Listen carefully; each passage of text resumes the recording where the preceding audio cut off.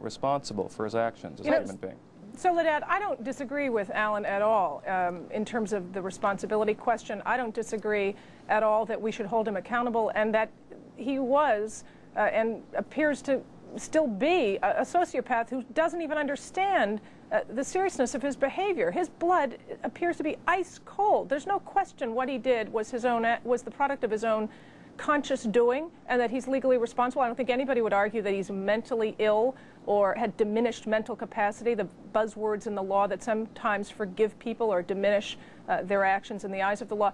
But I think that this is happening too often, where we're seeing young people. He was 18 years old when he did this. We're seeing young people acting in ways that baffle us. We shake our heads and say, why? Wendy, I'm going to interrupt you right there, because that is a question that we want to ask in our next segment. The question is why? How does this happen with someone so young? How does the profile of Jeremy Strohmeyer compare to the psychological makeup of those who have committed similar crimes? We're going to take a look at that with our panelists in just a moment when we come back. And later, many have said that his best friend, David Cash, should be charged for keeping quiet when the crime was committed.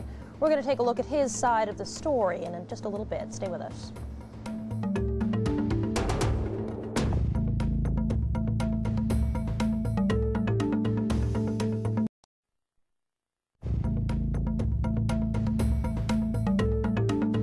I would never have thought that I was the type of immoral, unfeeling person who could do so evil a thing to anyone, let alone a vulnerable little girl. But what makes someone capable of killing a child? Richard Allen Davis kidnapped and killed Polly Klass in 1993. How does Strohmeyer's profile compare? Are there any common threads or warning signs among pedophiles? Joining us once again is Dr. Alan Lipman. He specializes in clinical and criminal psychology, and Wendy Murphy, who is a former prosecutor. Once again, I thank you both for joining us. Thanks. We've heard Jeremy Strohmeyer say, I'm no different than your brother, your nephew, your cousin. At the same time, he also says the decks were loaded against him because of his birth mother. Let's listen to a clip of some of his statement. I do not know if the circumstances of my birth made my fate a foregone thing. I know now, too late, that my birth mother is a schizophrenic with a long history of alcohol abuse and drug addiction. Wendy Murphy, his birth mother was a schizophrenic with a long history of alcohol and drug addiction. We look at other people like Richard Allen Davis or Jesse Temendequas. Is there a common factor that links all of them? You know, Soledad, I don't think that there's a common factor, nor is there a profile that you really can build and say, this is a time bomb waiting to explode. This is exactly the kind of person who's going to act out against a child. But we do know certain characteristics that are typical of the pedophile and the pedophile child killer.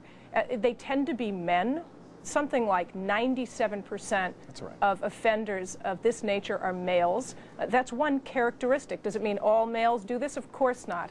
They tend to be loners. They tend to be incapable of getting along socially in a way that you might characterize as typical or normal. And we know other things about them in terms of their behavior with children. Very often pedophiles, for example, go out of their way to find opportunities to work with or to volunteer with children. They're trying to be coaches and volunteer in youth groups and so forth. Dr. Alan Lipman, let me ask you a quick question to jump in here.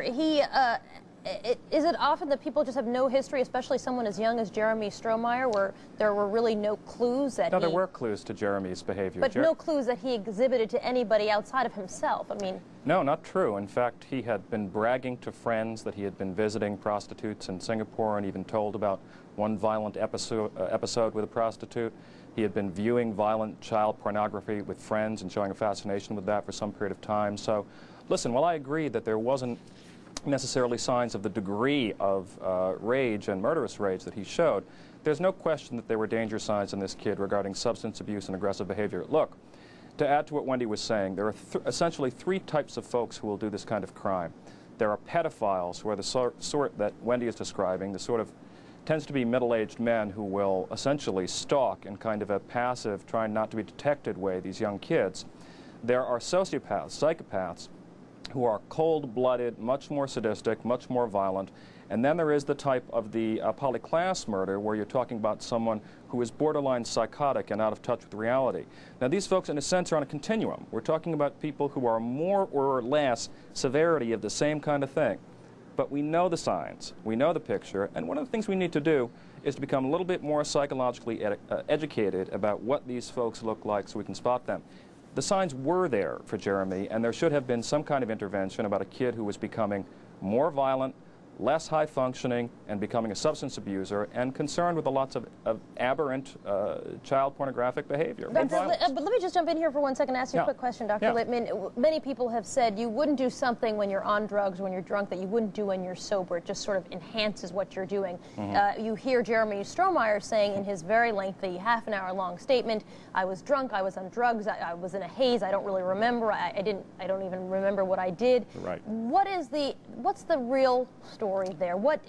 Do you do something out of character if you're drunk or on drugs? Well, let me turn the question around, Soledad. Here's where a little psychological knowledge goes a long way.